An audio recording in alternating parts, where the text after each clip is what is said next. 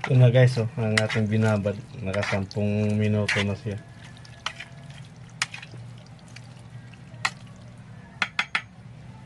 Natin guys, pipigaan natin, tapos timplahan ng panibagong suka.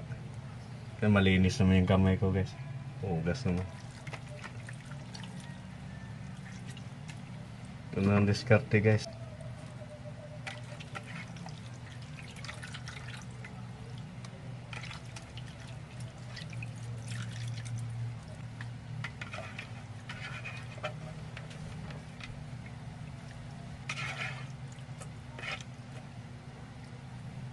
Yan na guys, so napigaan na natin guys. Lalagyan natin ng panibagong suka guys.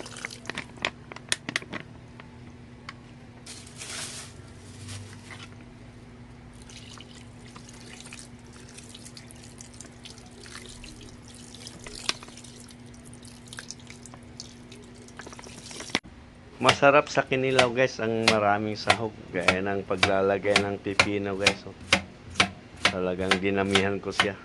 Only pipino yan guys.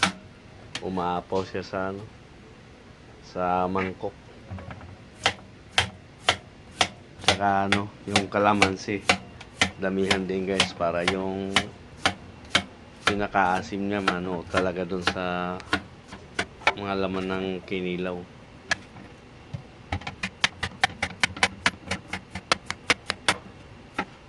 Guys, kung bago lang kayo sa aking vlog guys, pag-follow naman. Salamat sa walang sawang suporta guys.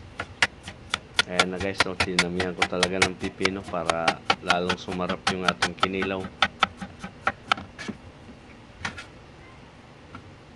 Ibali 3 pirasong nilagay ko dyan guys.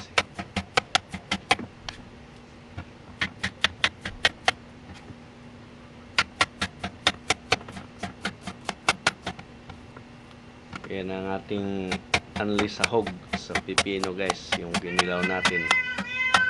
Hanggang dito lang ating video guys. Thank you for watching.